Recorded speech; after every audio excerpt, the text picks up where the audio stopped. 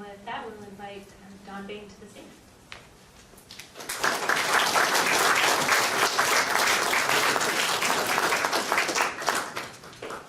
Thank you all for coming.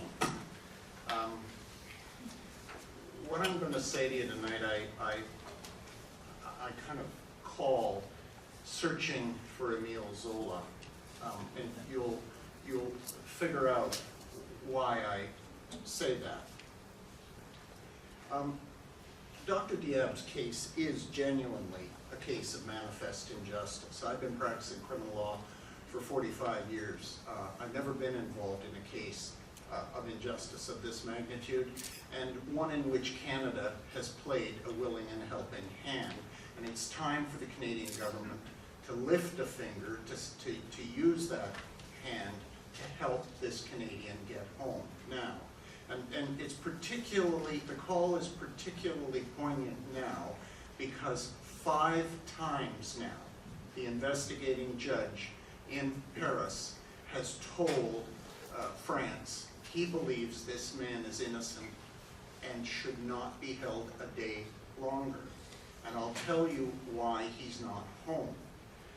So this is a case of a potential wrongful conviction of a Canadian that ordinary people now in Canada have to rise up and speak to their government, speak to their MPs, find an Emile Zola who is an influential voice that will be heard by the government to bring this innocent man home. And I'll tell you why, despite how horrible the evidence is, the trial that's proposed in France is inherently unfair and will likely result in a wrongful conviction. You know, there are names in Canada now that are household names for wrongful conviction. Marshall, Morin, Milgard, Sofenow, Truscott, Driscoll, Parsons. Hassan Diab's name is not yet known. We don't want it known as a wrongful conviction. We do want it known among Canadians that he's in peril of being wrongfully convicted. In 1894, Captain Alfred Dreyfus, a Jewish artillery officer in the French army, was convicted of treason.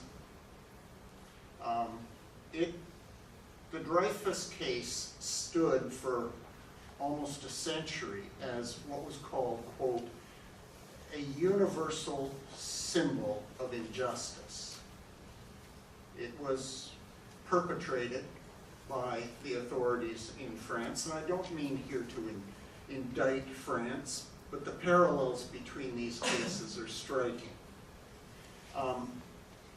He was convicted of treason in 1894 and sentenced to life imprisonment. His alleged treason involved passing military secrets to the Germans.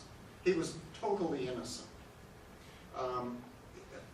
His conviction was really based on 3 important factors. 1, secret military intelligence. 2, what passed or purported by the French authorities to be expert handwriting comparisons. And 3, that he was a Jew in anti-Semitic France. Those 3 factors, with the only difference being that Hassan Diab is a Muslim in France that is now seized in paroxysms about Muslim radical Islamic terrorism. Those 3 factors operate in Hassan's case. In the case of Captain Dreyfus, English authorities, looking at the use, even in the 1890s, of this secret intelligence, said of it, it was completely unreliable, undefendable. It's Kafkaesque. How can you defend against what you don't know? It's secret and unacceptable to be used as evidence. modern law thinks all of those things of secret intelligence posing as evidence. It is internationally condemned, but it is used as evidence in France. So even back in the 1890s, this French use of secret intelligence was criticized. The handwriting evidence against Captain Dreyfus was 3 of 5 alleged French experts, called in France graphologists. Graphology is not really handwriting analysis. It's the analysis of purported analysis of personality through handwriting. It's discredited in North America. It bears closer resemblance to the old feeling the bumps on the head to see if somebody was a criminal. In the handwriting evidence, graphology evidence that was used against the captain, it was called a pseudoscience. Interesting, because that's what the Canadian judge in the current proceedings called what France offered against Hassan Diab.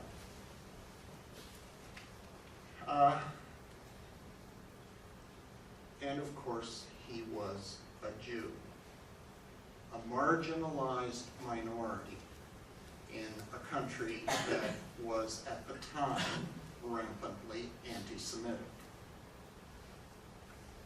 In 1897, the novelist Émile Zola became convinced of the innocence of Dreyfus,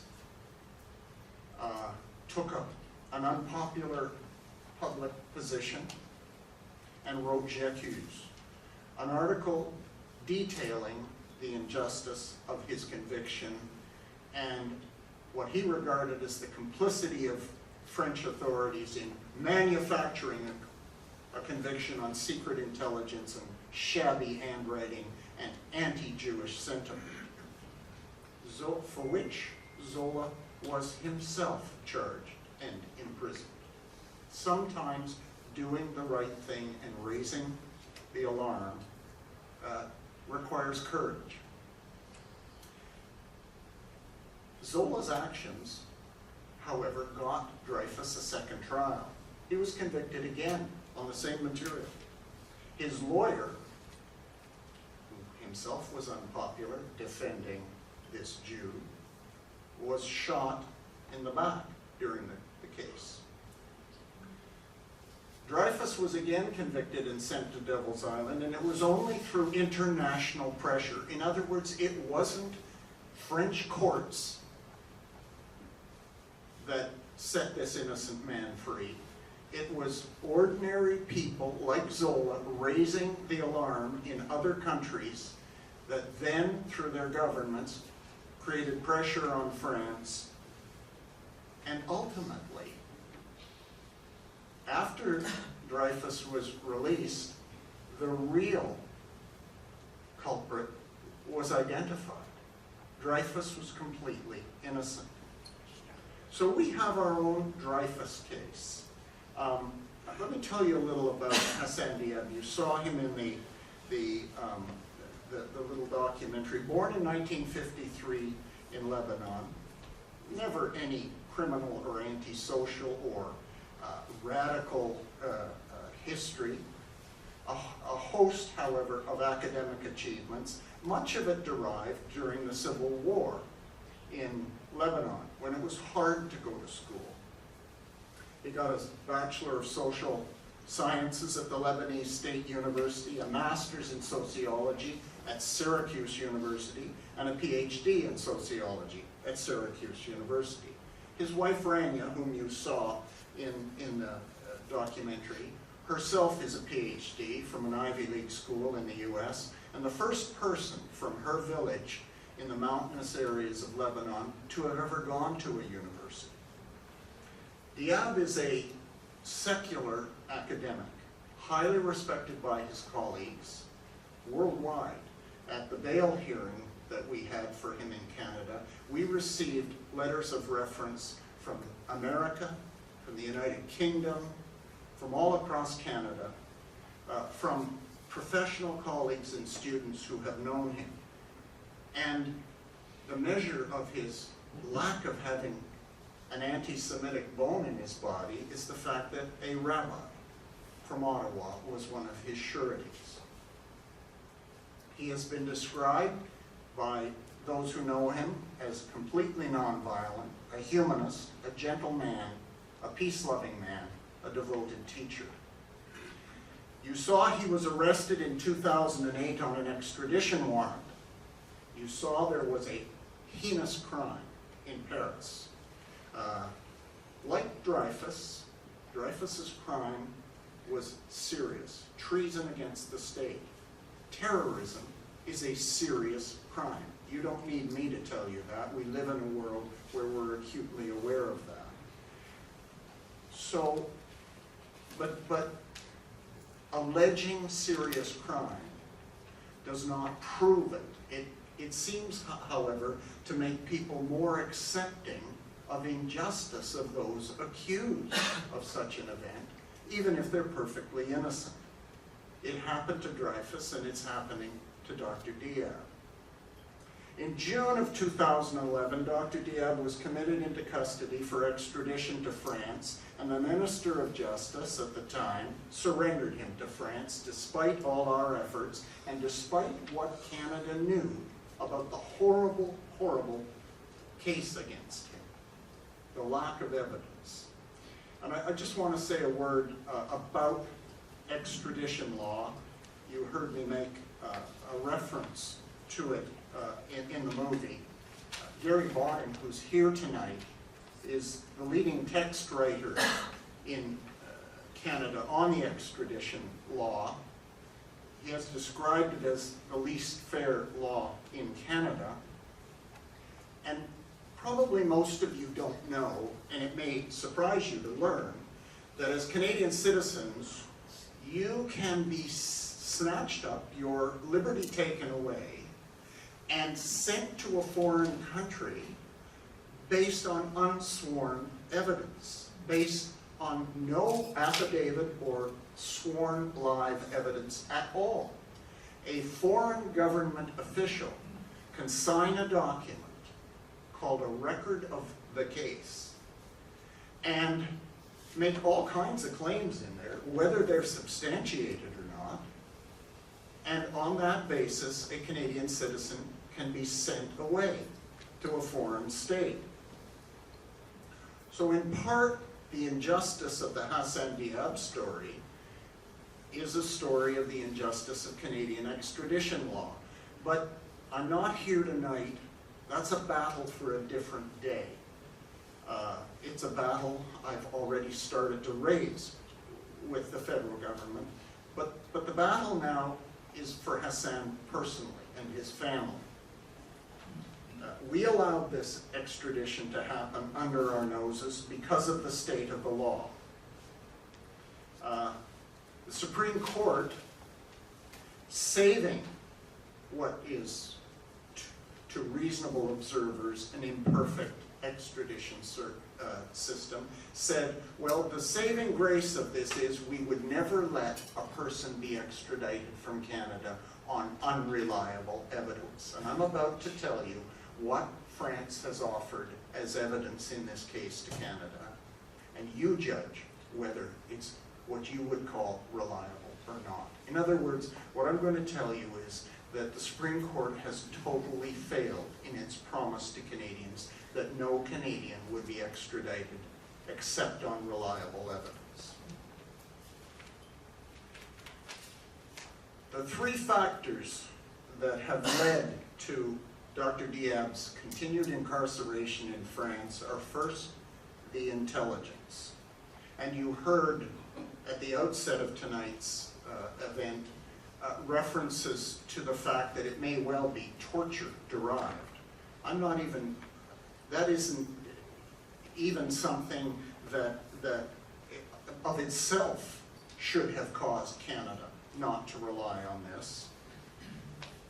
Intelligence is conclusory. It's a construct. It's not evidence. It is, and the secret and anonymous intelligence in this case simply said, 20 years after the event, This event happened in 1980. There were all kinds of speculations in France about who was responsible. Right-wing groups, neo-Nazi groups, Palestinian groups. Hassan's not a Palestinian.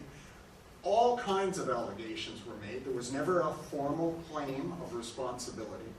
20 years later, France received secret intelligence from an unknown foreign source in unknown foreign circumstances. No idea how this was generated. And it said a Hassan Diab, in our opinion, was involved in that. And it went further. It purported to claim that the bombing team came from Spain into France using their passports, their real passports, at the French border. This is pre-Schengen. This is 1980, when there were borders in Europe, and you had to show your passport and have it stamped entering another country. That was the claim. It's purely conclusory, doesn't offer any evidence. It just offers, this is what we say. Who are you? Who says this? How reliable is this? And what Hassan Diab are you talking about? Intelligence is inadmissible worldwide as evidence for the very reasons in the 1890s it was condemned by the British as undefendable, unreliable, unknowable. France still uses it. Human Rights Watch has detailed in a series of reports French use of this and the unfair trials that result. The UK Home Office studied this French system and rejected it as manifestly unjust. The International Commission of Jurists, of which a number of our Supreme Court of Canada judges are members, has condemned it. The internationally recognized group Justice, an NGO, has condemned it. The Joint Parliamentary Committee of the British Parliament has condemned it, but France continues to use it. You cannot defend against what you don't know. Kafka may be an overworked symbol, but this is Kafkaesque. Worse still is we have evidence that the French manipulated the intelligence in this case. I told you what the claim was in the record of the case about this intelligence, that the intelligence said that the bombers had come from Spain using their real passports to enter France. However, we were able to unearth 4 weeks prior, the same investigating judge that wrote this from France to Canada asking for this man's arrest and extradition, wrote to Canada saying the intelligence actually said that the bombers came to Canada using false passports. And Hassan Diab's real passport, I'm sorry, I've got it backwards here. The record of the case says they came using false passports. 4 weeks before, the same official had told the Canadian government they came from Spain using their real passports and switched to false passports on Canadian soil. They then found Hassan Diab's real passport. He never entered France. It proved his innocence. What did they do? They changed the claim of what the intelligence was to make the passport meaningless. What showed that this was completely unreliable, this intelligence, Hassan Diab had never entered France with his passport, so they simply changed the claim. Unreliable, undefendable, not admissible as evidence. Supreme Court of Canada, in a case called Charkawi, has decided that. It is fundamentally unjust to use that kind of material as evidence. It is contrary to our Charter of Rights. Yet we have sent a Canadian to be tried on that. It's unforgivable. The handwriting opinion evidence. Again, you saw in the documentary, you probably didn't recognize the document. A mystery man signed in at a hotel in Paris a night or two before the bombing. He filled out in block printing 5 words: Panagriou, Alexander, Larnaca, Cyprus, technician. Block printed. He was described as 40 to 45 years old. He was, ironically, arrested for shoplifting before this bombing by French police. They didn't hold him, they didn't take pictures of him, but there is a fingerprint on his statement that he had to sign before he was released. I'll come to that. 5 block printed words by a mystery man 40 to 45 years old.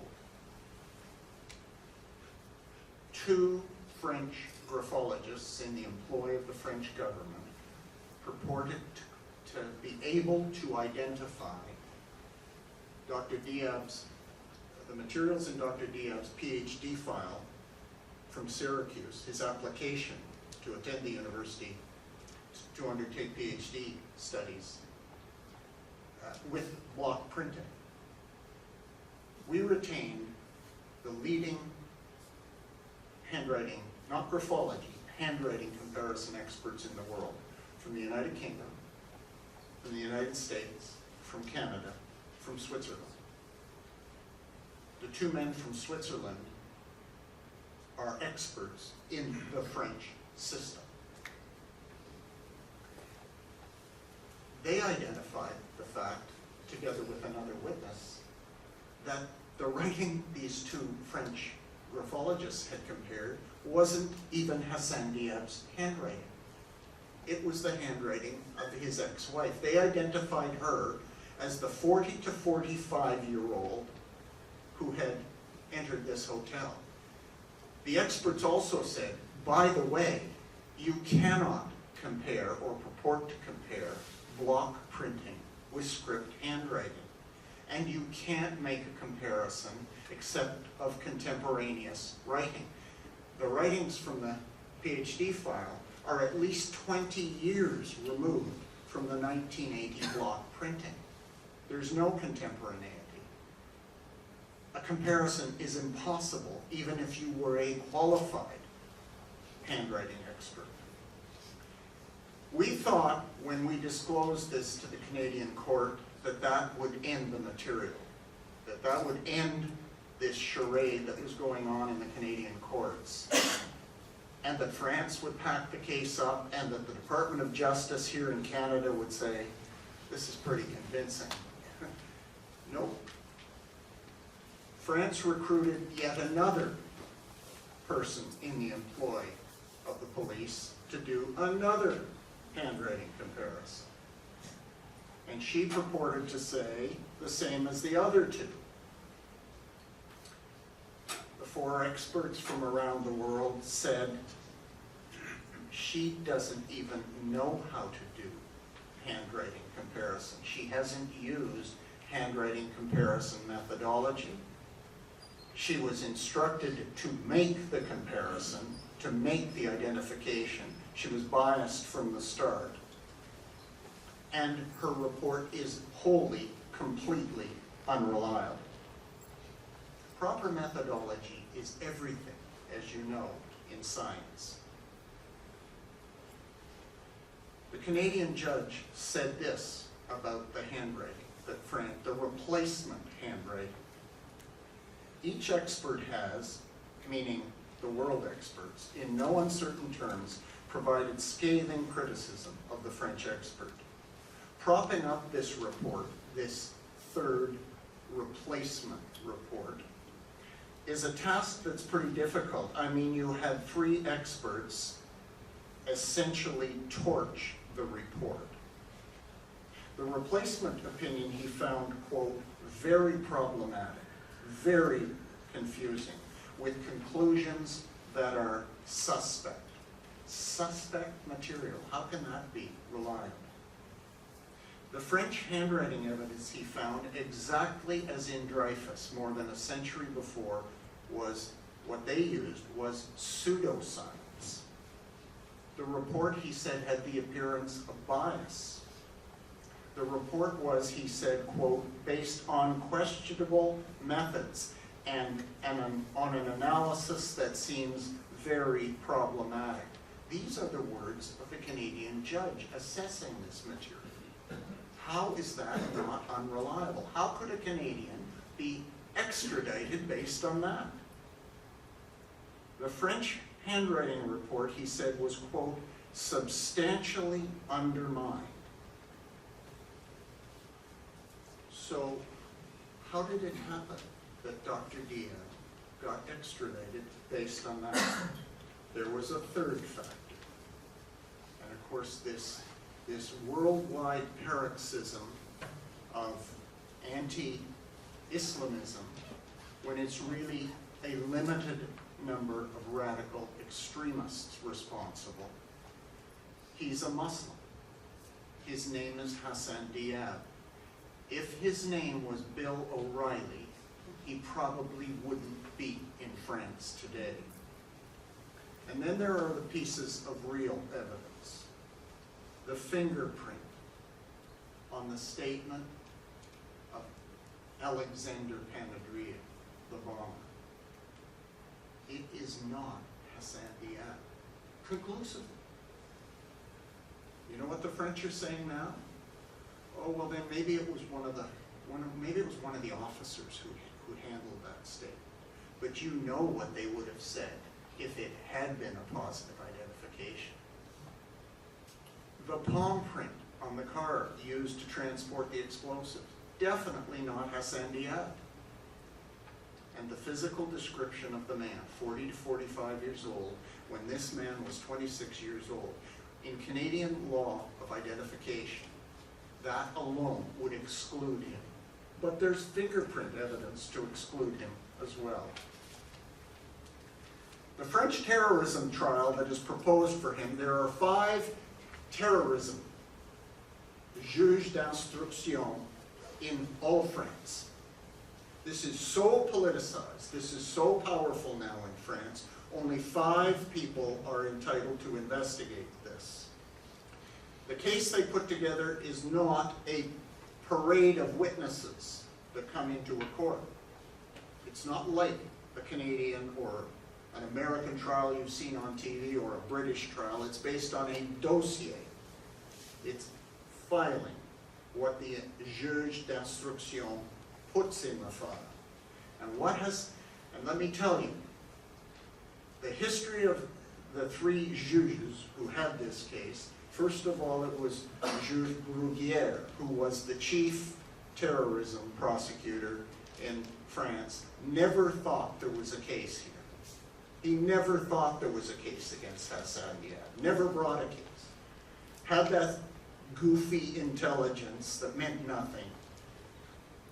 A new man came on named Trevidick, and he pursued this case. And he's the one who asked Canada to act on this as if it was evidence and extradite the man. He has now been, because they are rotated in and rotated out, he's been replaced by a new juge. His name is Herbeau. And this is significant because of what has happened during the last year. Let me continue explaining what happens in the French trial. Juge Trevidick put and kept in the dossier that will go to the trial court the 2 graphologists' reports that are actually based on somebody else's handwriting. They don't say that on their face. They say, we compared the handwriting of Hassan Diab and this printing, and we make a positive identification. There's nothing in the file that identifies that as being fatally flawed. And it's not evidence if it's not in the dossier. The 3rd replacement handwriting is in the dossier.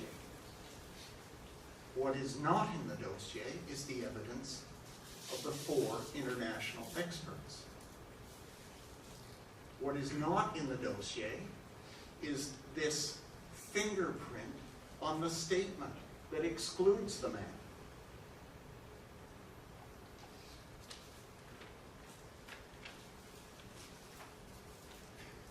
And the third factor, of course, is his being a Muslim. And these are dark days in France, indeed, to be, if you are an innocent Muslim charged with a terrorism-related offense, I worry about your chance of being tried fairly.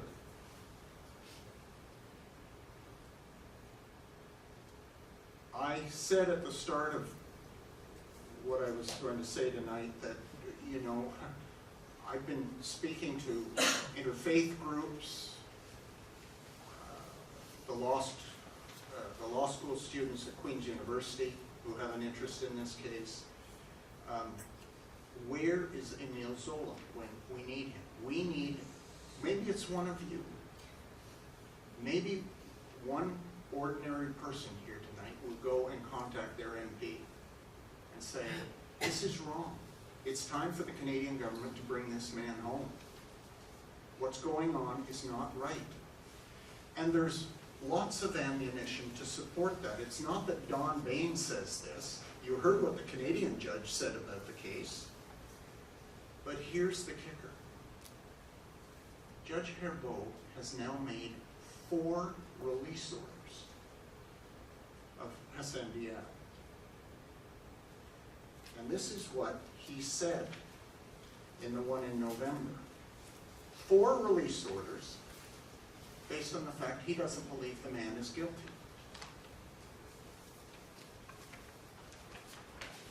Quote, this is the translation of his decision. At this stage of the inquiry, there seems consistent evidence tending to establish that Hassan Diab was in Beirut late September, early October 1980. This bombing happened October 3rd, 1980.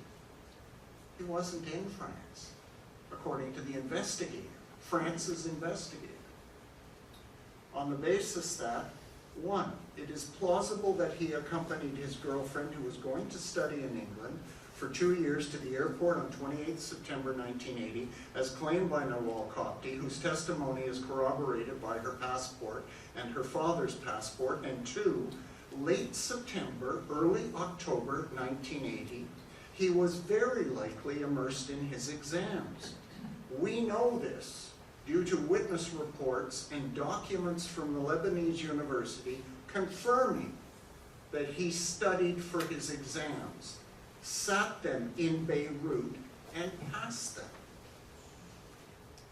In conclusion, these facts cast serious doubts on the fact that he traveled to France via Spain over this period of a fortnight between 20th September and 7th October 1980. That's when, according to this intelligence, the bombers were in France, and hence that he is the bomber. As a result, this calls into question information implicating him in the attack, since he would have to be in France to have taken part in it. Because there is doubt about his involvement, these facts demand that he should be released without waiting for the outcome of the ongoing investigation regarding this. In other words, he's prepared to go on investigating to find out who did it, but not this man. There is no evidence to indicate or even imply that these investigations, the ongoing investigation of the 1980 Copernic bombing, will enable to gather further incriminating evidence against him. Not only does this man say he's innocent based on what we have, and there's not going to be guilty evidence turning up about him. He's been 4 times this judge has tried to release him. Each time, the French prosecutor has immediately filed an urgent appeal, keeping him in custody, although on one occasion, they didn't do it fast enough, and Dr. Diab was released for 10 days to live with a French academic. He did so peacefully, and then he was arrested on the 10th day because the prosecutor prevailed with a 3-judge Court of Appeal panel. And you know what the reasoning of the panel is on each and every occasion? To release this man would cause public disorder in France. How could releasing an innocent man cause public disorder? Unless he's really a political prisoner.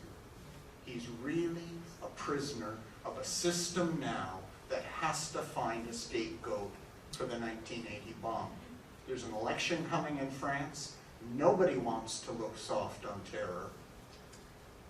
And Hassan Diab is the convenient scapegoat. Yesterday, I flew to Vancouver.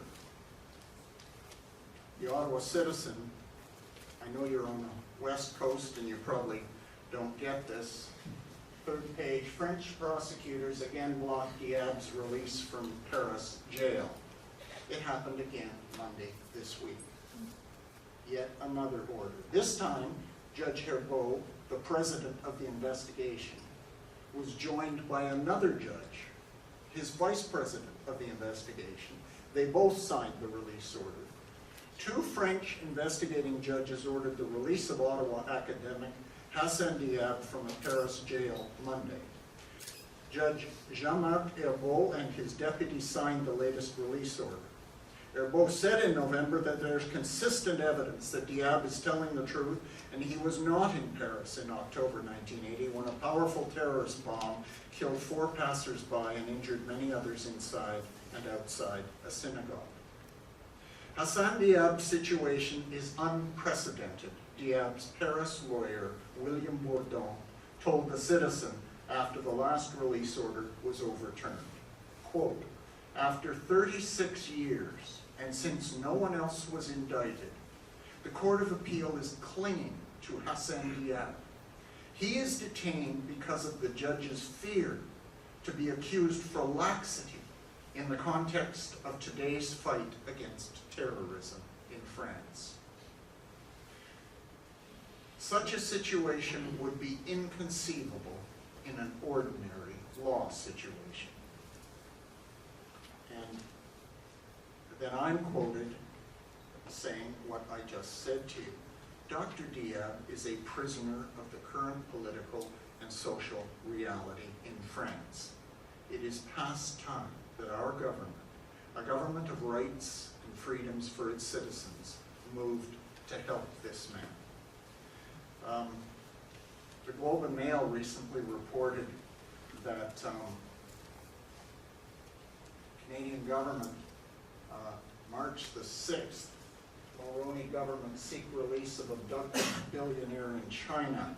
Former Canadian Prime Minister Brian Mulroney and the federal Liberal government are both trying to win the release of Xiao Jinhua, a detained Chinese-Canadian billionaire. Hassan Diab is not a billionaire, but he needs the help of our government.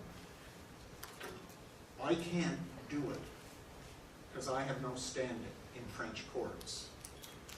The French defense lawyers cannot unilaterally change the trial system there for terrorism offenses. Intelligence is allowed as evidence in terrorism prosecutions in France. It will take ordinary Canadians to raise enough individual, collective voices that this is an injustice. And you're not starting from scratch. There's already some momentum building in this country. Articles like I just read have been written in the Ottawa Citizen, now going on the better part of a year. The government's aware of this case. Global Affairs is aware of this case. They haven't yet lifted an effective finger. Canadians will and can move them to do something. Canadians were responsible in no small part for the ultimate return to Canada of Omar Khadr. What's different for Hassan Diab is he wasn't a child soldier, no. He wasn't forced to make incriminating statements, no. He's just completely innocent. He studied sociology. Pardon me? He studied sociology. So, you know, this is a plea to all of you, that, you know, my voice is a biased voice as far as Canadian government would hear me. I'm his advocate. But ordinary Canadians' voices would matter. And so no person is too small to contact their member of parliament and say, this is an outrage, bring him home. With that, thank you very much.